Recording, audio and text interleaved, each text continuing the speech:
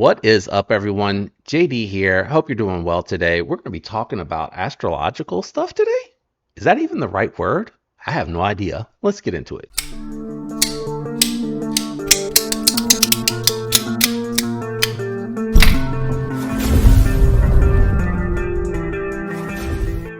All right, so I am excited to check this one out. Got a new model coming from a brand that I really like. We're going to be looking at the Kizer Gemini in Ultim and Nitro V.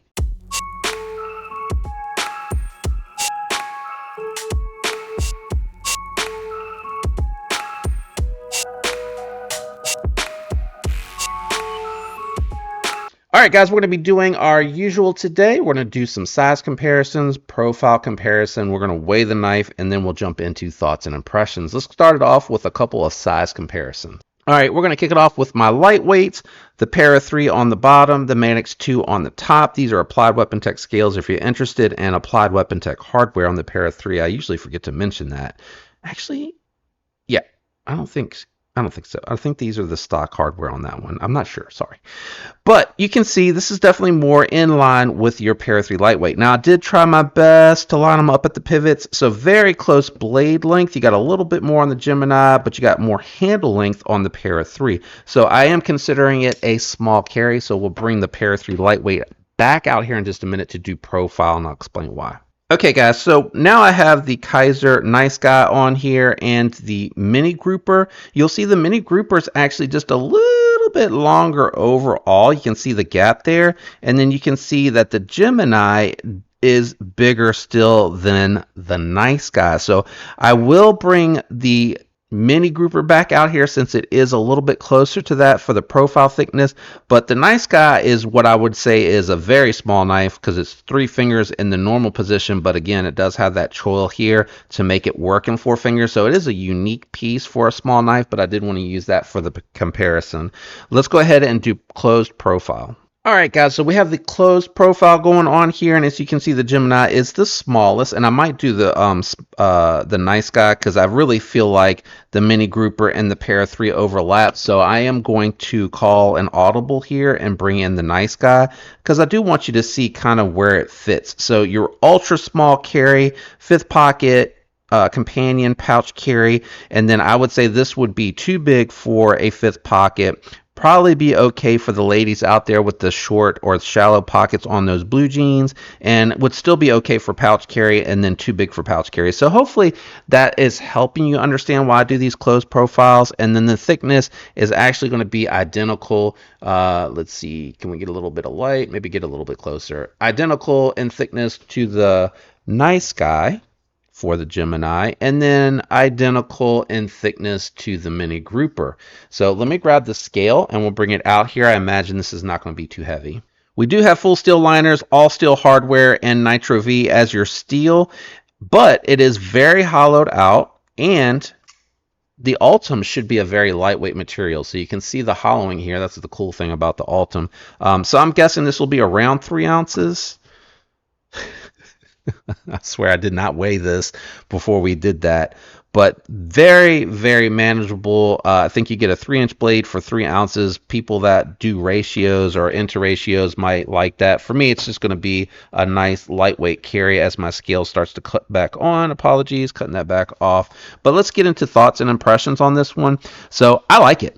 I've always wanted to check it out. I like Ray Laconico designs. He does very good ergonomically comfortable knives. It is 3.5 finger grips for me, but grip, 3.5 finger grip. There's no S on the end of that for me. It is comfortable. I also really like the radial pattern on here. Ultim can be kind of slick. You know, it is what people would refer to as a plastic, but that does give it a lot of grip, and it gives it a unique look, in my opinion. I also love Ultim against the darker hardware and liners because I feel like it makes it look like a, like a golden ale to me. So it gives it a really beautiful color to it, and I really like that a lot on this one. The blacked out hardware to me really just makes the Ultim pop. I'm not as big a fan of it on the satin or unfinished, which is weird because I'm not a big coated blade person. You got T8 hardware, T6 for the pocket clips. They do give you a lanyard hole. And then as far as the knife itself, very comfortable in hand. It just nestles right in there. The pocket clip I do feel poking a little bit, and that might be because my hand's kind of big for this particular knife. This would definitely be like a summer or companion carry, would not be my main carry for me personally. Great geometry, man. It was really toothy, went through the paper well, and then after slicing a little bit of paper, I wanted to test it out on everybody's favorite, so we tested it out on a little bit of cardboard, and that's where I was gripping a little bit harder and pushing through. But the other thing that really surprised me, because some of these knives are kind of deceiving, but this has got a really useful pinch grip. Great for detail work. I'm able to easily fasten onto the knife, and I love, again, the radial pattern here makes it very grippy for me, so I'm able to grip it. You can even feel a little bit of the grip here where it is chamfered so that you don't notice it in hand, but when you go to kind of grip and your fingertips are riding right on that, you have just enough give on the meat of your fingers for it to grab onto that. Ceramic bearings in the pivot. Good lock bar access, which I do love. This one here is a flipper only knife, but that flipper tab is going to let it drop to the nail, and then you can just shake it the rest of the way home. You can close it up and fold it very easily one-handed for medium to large size hands. I feel like that'd be easy for you to do, and then to lift up and close as well. So whatever closing method you're going to use on this is going to be nice. Very crisp break on the detent.